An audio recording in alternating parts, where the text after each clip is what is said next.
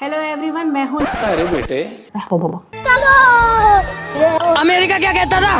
चुप! रोम रोम भाइयों, सिस्टम पार देंगे। अबे तू है कौन तू? भाई यहाँ पे क्या हो रहा भाई? ये कहाँ फंस गया भाई मैं? टेक्नोलॉजी जरा बारी बारी से आने दो। आज हम कहते तू क्या है बे? हेलो एवरीवन, मैं हूँ Nirva Mehta and welcome to our new show the unhinged weekly on the pamphlet. इस शो पर हम बात करेंगे what madness grab the headlines during the week. Pakistan इस हफ्ते काफी छाया रहा खबरों में एंड एज एक्सपेक्टेड वो उनके रोने धोने के कारण था।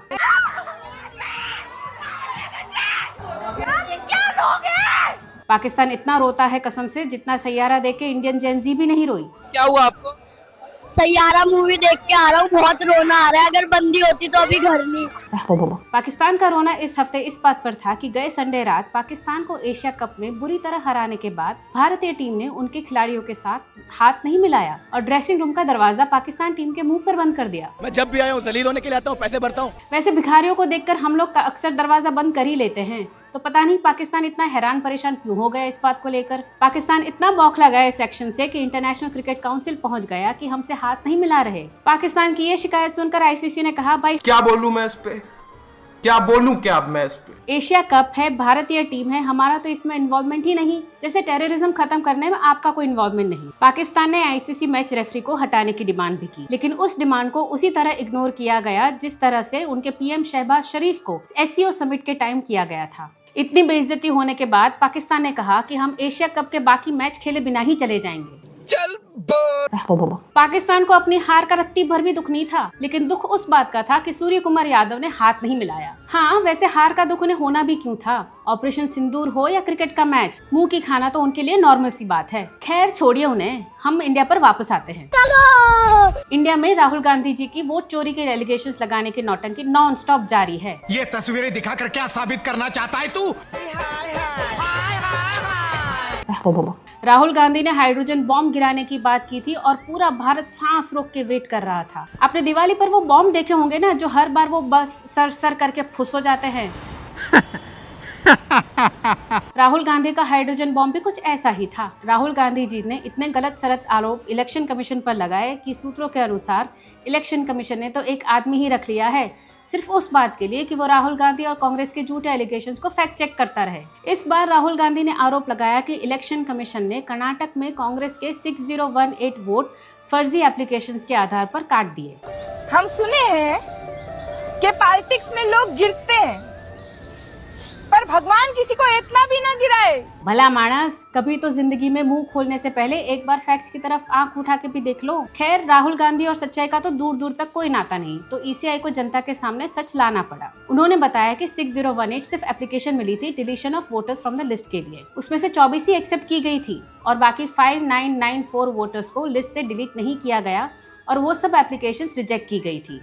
सो राहुल गांधी, कांग्रेस के वोट कम करने में इलेक्शन कमीशन का नहीं, आपकी कुशल लीडरशिप का रोल रहा है। आप कैंपेनिंग करते हैं और रैली में आए लोग सोचते हैं चलो यार बीजेपी को ही वोट दे देंगे। अपना क्रेडिट आप प्लीज इलेक्शन कमीशन को मत दे, इतना भी हम्बल होना ठीक नहीं है। अरे इनके तो हर चीज में फर्जी बहारा है। शान से गौरव के साथ छाती ठोक कर कहिए कि मैंने कांग्रेस के वोट कम करवाए हैं। राहुल गांधी जी का एक और स्टेटमेंट आया है इस हफ्ते, अरे जरा बारी बारी से आने दो, कि वे देश के जेनजी के साथ खड़े हैं। वो तो ठीक है राहुल जी, लेकिन क्या जेनजी भी आपके साथ खड़ा है? तेजस्वी जी पोस्ट किए थे, बिहार का पड़ोसी है नेपाल, डरा नहीं रहे, बस बता रहे हैं। तेजस्वी यादव को आज हम कह रहे हैं कि सुबह 7 बजे से सीमांचल के सीसाबाड़ी में सुबह से इतनी भीड़ है कि अगर आप इस रैली के आसपास दिख जाते तो आपके साथ क्या हो जाता कहना मुश्किल है। हम आपको डरा नहीं रहे, आपको बता रहे हैं। और देश का जेनजी ऑलरेडी देश को बचाने में लगा है, आपको पावर से बाहर रखकर। खैर, राहुल गांधी जी का ये सडन जेनजी प्यार इसलिए उम्दा है क्योंकि उन्होंने देखा कैसे बांग्लादेश और नेपाल में जेनजी प्रोटेस्ट के बाद सत्ता बदल गई और वो लोग पावर में आ गए जिनके नाम पर एक भी वोट नहीं पड़ा था। ये सब देख के राहुल गांधी के मन में भी लड्डू फूटा। उन्हें लगा कि क्या पता जेनजी के भरोसे वो भी अनइलेक्टेड पीएम बन जाएं। अभी इतनी जल्दी चुनाव जीतने की उम्मीद मत छोड़िए राहुल जी, आप भी तो अभी युवा नेता है, आपकी अभी उम्र ही क्या हुई है। उम्र से याद आया, इस हफ्ते देश के प्रधानमंत्री नरेंद्र मोदी का 75वां जन्मदिन भी था। इस मौके पर उन्हें देश विदेश के जानी मानी हस्तियों ने उनको शुभकामनाएं दी और उनकी दीर्घायु की कामना भी की। दुनिया के बड़े से बड़े लीडर ने उनको बधाइयां दी। यूएस प्रेसिडेंट डोनाल्ड ट्रंप जो आजकल इंडिया के नाराज फूफा बने घूम रहे हैं, उन्होंने भी पीएम को फोन करके विशेस दी।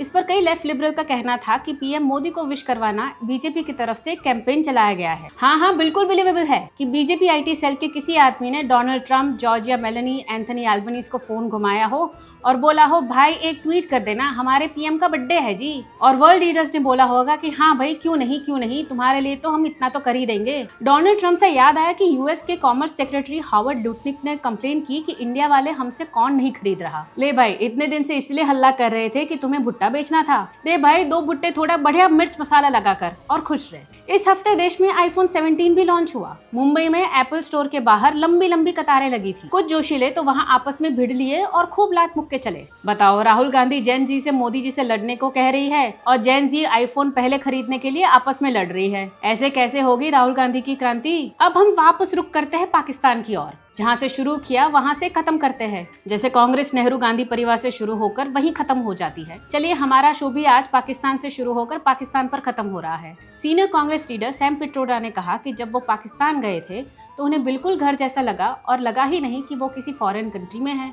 ठीक है भाई, कांग्रेस लीडर को पाकिस्तान में घर जैसा लगने पे वैसे तो हमें कोई हैरानी नहीं है। पिट्रोडा जी ने ये भी कहा कि भारत को पाकिस्तान से रिलेशन इंप्रूव करने चाहिए। पिट्रोडा जी, पाकिस्तान से जैसे रिलेशंस होने चाहिए वो हमने ऑपरेशन सिंदूर में एस्टैब्लिश कर लिए हैं, उसे ज्यादा नहीं चाहिए। पाकिस्तान में ही टेररिस्ट ऑर्गेनाइजेशन जैश-ए-मोहम्मद, जिनकी ऑपरेशन सिंदूर के टाइम इंडियन आर्म फोर्सेस ने लंका लगा दी थी, उन्होंने कहा कि पाकिस्तान के फील्ड मार्शल असीम मुनीर ने पाकिस्तान आर्मी को ऑर्डर दिया था कि टेररिस्ट के फ्यूनरल्स अटेंड करो। बताओ, इंडियन आर्मी और एयरफोर्स वाले पाकिस्तान आर्मी की पिटाई कर रही है और वो लोग उनके टेररिस्ट के फ्यूनरल अटेंड करने में बिजी है। जैश-ए-मोहम्मद के कमांडर इलियास कश्मीरी ने ये भी बोला कि अब पाकिस्तान जिहाद टेररिस्ट ऑर्गेनाइजेशंस और पाकिस्तानी आर्मी एक ही हो गए हैं। ये वैसे पता तो सबको पहले से ही था, लेकिन पहले जो थोड़ी बहुत शर्म करते थे और चुपचाप के समर्थन करते थे, अब वो भी बेच खाई है और खुल के एक्सेप्ट कर रहे हैं कि पाकिस्तान आर्मी और टेररिस्ट ग्रुप्स एक ही हैं। वैसे ठीक ही है, गरीबी का ये हाल है इनका, जो भी बिक सके बेच लो। 2-4 ग्राम शर्म भी बची थी, अब वो भी बेच दी। तो दोस्तों, ये था हमारा शो इस हफ्ते। आप सबसे मुलाकात होगी अगले हफ्ते। और हाँ, आपको हमारा ये नया शो कैसा लगा हमें कमेंट्स में जरूर बताइए और हमारे चैनल को सब्सक्राइब करना ना भूलें।